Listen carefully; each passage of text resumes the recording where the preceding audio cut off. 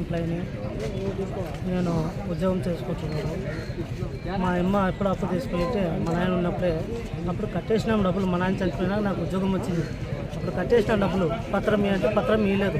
ఎండి భవనంలో సంతకం చేయించుకున్నాను. నాకు ఉద్యోగం రాకముందుకి ఎండి భవనంలో సంతకం చేయించుకొని దాని తర్వాత మేము డబ్బులు కట్టిన తర్వాత బాండ్లు అడిగితే బాండ్లు ఇవ్వలేదు. బాండ్లు లేకపోతే వీరన్న అన్న పేరు మీద ఇంకొకరి పేరు మీద వేస్తూనే ఉన్నాడు. ఎంత తీసుకున్నారు అప్పు? సార్ 1,00,000 రూపాయలు అప్పు తీసుకెళ్ళి సార్ కట్టేసినాము. మా నాయన డబ్బులు వస్తే కట్టేసినాము. ఎంత కట్టినారు? 1,00,000 రూపాయలు వడ్డీతో సార్ 2 నెలలు కట్టినాము. దాని తర్వాత నాకు ఉద్యోగం గుర్తిలో వస్తే గుర్తిలో వెళ్ళిపోయినాను. దాని తర్వాత మా అమ్మ ఇక్కడే ఉన్నది. మా అమ్మ ఇక్కడ ఉంటే మా అమ్మకి ఇంకా ఇవ్వాలని చాలా టార్చర్ పెట్టినాడు. నా వరకు రాలేదు. కట్టినట్లు ఏమన్నా సెల్ పెట్టుకున్నారా? అసలుకి మాకేమీ లేదు సార్, పత్రమే లేదు అసలుకి. మా అమ్మ అడిగితే పత్రం అంటే ఇస్తాంలే చేస్తాను, ఇంకా 1,00,000 2 లక్షలు ఇవ్వాలి 3 లక్షలు ఇవ్వాలని సతాయిస్తున్నాడు. దాని తర్వాత బాండ్లు పెట్టుకొని వేరే వాళ్ళ పేరు మీద తోటి వేస్తున్నాను. నాకు సరే వీరన్న పేరు మీద వేసినాడు. సరే అనుకుని నేను వీరన్న కోసం వెతకలాడినా. ఎవరు వీరన్న అని చిక్కలా నాకు. సరే నా డ్యూటీని వదిలిపెట్టుకుని పొద్దున్న నేను తిరగలేను అని డ్యూటీ చేసుకుంటుంటే కట్ అయింది. కట్ అయిన తర్వాత మళ్ళీ ఒకరోజు మా ఫ్రెండ్స్ వాళ్ళు తెలిసి ఇట్లా వీరన్న కనపడినాడు, పోయి మాట్లాడదాం మాది చేద్దామని వీరన్న కనపడి అడుగుతుంది. ఏమన్నా నీకేమన్నా అప్పున్నానా అంటే నువ్వెవరు తెలుసు నాకు, నేనెవరో నీకు తెలుసు అని చెప్పినాడు. చెప్పిన తర్వాత ఇది ఎట్లా నాకు కోర్టుకి వేసినావు, కోర్టు కూడా కటింగ్ అయిపోయింది, డబ్బులు నీకు చెందలేదు. నేను నాకు చెందలే. ఈశ్వర్ అని ఎవరు అని చెప్పిన. ఈశ్వర్ నాకు ఈ మాదిరి ఆధార్ కార్డులో తీసుకొని చేసినా నాకు ఈ మాదిరి అని చెప్పినారు.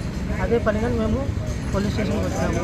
సిఎస్ఆర్తో మాట్లాడి చేద్దామని వచ్చిన తర్వాత ఇట్లా ఈశ్వర్ వచ్చేసి నాకు కోర్టు కేసుని పోయి అడిగించి సంవత్సరాల కింద నేను తాగించి కోపం మీద తాగి నేను పోయి ఈశ్వరాకి అడిగినా, ఏం ఈశ్వరా ఇట్లా కోర్టు కేసినావు, నా ఎంటీ బండలు అప్పుడు పెట్టుకొని నాకు ఇవ్వకుండా సతాయిచ్చి ఇచ్చేసినామంటే ఎవరో చెప్పని ఇక పూక అనేసి నాకు కాళ్ళ మీద రాడ్లతో కొట్టినాడు.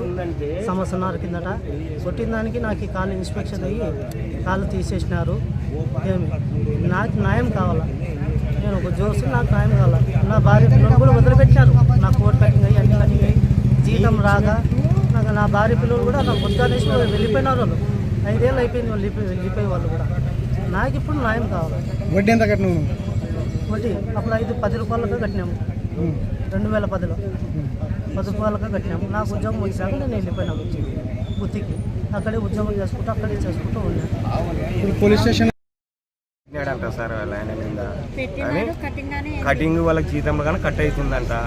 ఊక మధ్యాహ్నం నా పేరు నేను ఏదో చిన్న వ్యాపారం చేసుకొని బతికేతోడిని నన్ను వాడుకొని నన్ను ఇళ్ళలో గడ్డ ఉలాయి చేయాలని చేశాను. మంచిగా నాకు వాళ్ళకి ఎటువంటి సంబంధం లేదు.